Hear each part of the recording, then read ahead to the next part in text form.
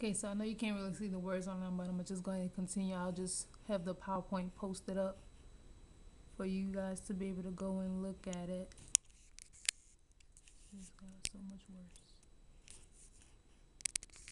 I don't know why. Alright, so basically the reason why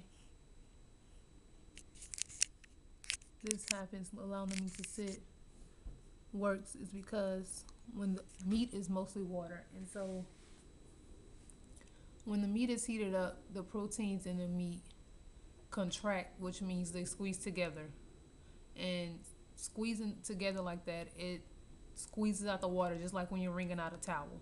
And so then when you let the meat sit, the proteins in the meat begin to relax and they release, and thus allowing the water to get trapped back into the protein, which helps the meat to hold on to the moisture that it has.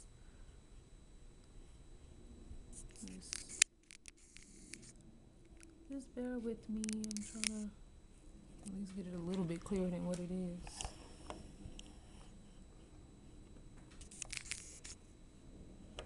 It just looks like a big blur. Okay. So this is the chart that you're gonna need to study. Again, I'm gonna have this PowerPoint to where you can go to it on the computer or your tablet to look at it. So this is what I was talking about. Here you can see steaks need to sit for 5 to 10 minutes after you cook it.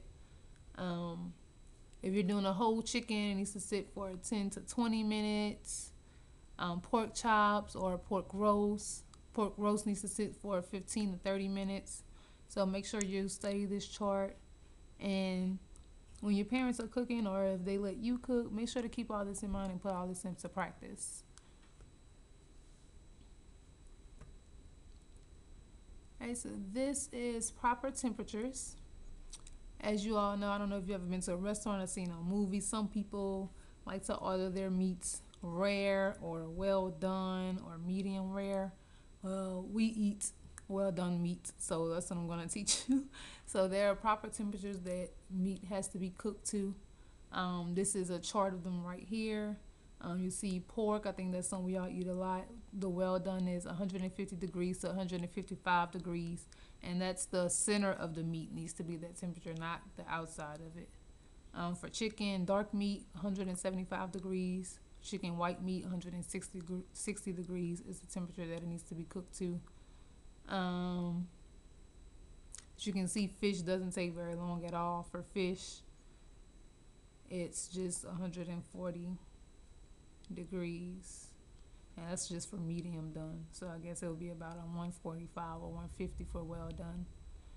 Turkey legs have to reach a higher temperature than the turkey breast in order for it to be more palatable, which means it's easier to chew. It's more edible for you. Let's go on.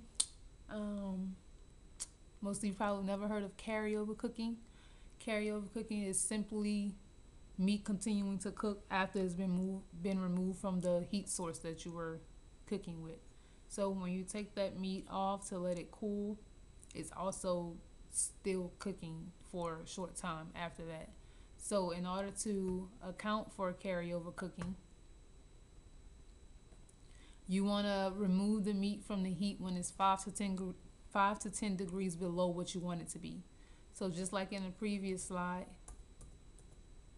where we see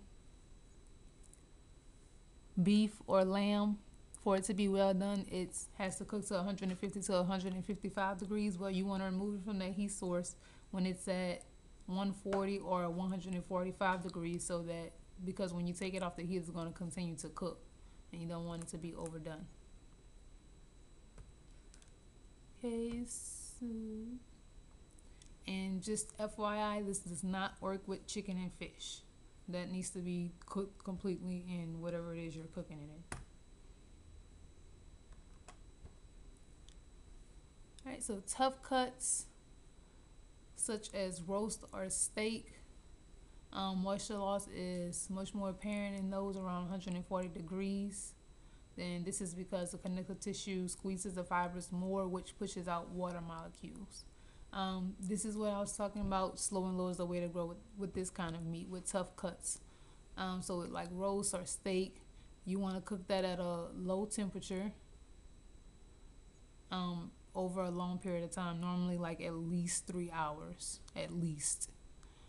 Um, when you cook these meats at that low temperature like that for such a long time, there's a thing formed called gelatin. I don't know if you all have ever had leftover meat and you go into the bowl or the pot and like there's like this greasy thick stuff that's formed on top of the liquid. That's called gelatin, and that stuff comes from the collagen that's in the meat, and that helps to thicken the sauce that comes from cooking the meat, and also to tenderize the meat, which makes it easy for it to pull apart and easy to chew. So, and that can only be formed when you're cooking between temperatures of 140 degrees and 180 degrees. And you, like I said, for at least 3 hours. Normally it's like 5+ hours when you're cooking meats like that. Alright, so we're actually going to stop here and we'll talk about this stuff next week. So, for the stuff that we just talked about, like I said, I got all this information from Cooks Illustrated, which is a book. And so what I'm gonna do is probably either post pictures of those pages online for you all to follow a link to go and read, or I'll give you my login for my library card and you'll be able to go online and read the book there. But whatever we're talking about in a video, I'll give you the pages to go read in that book for that week. Okay? All right.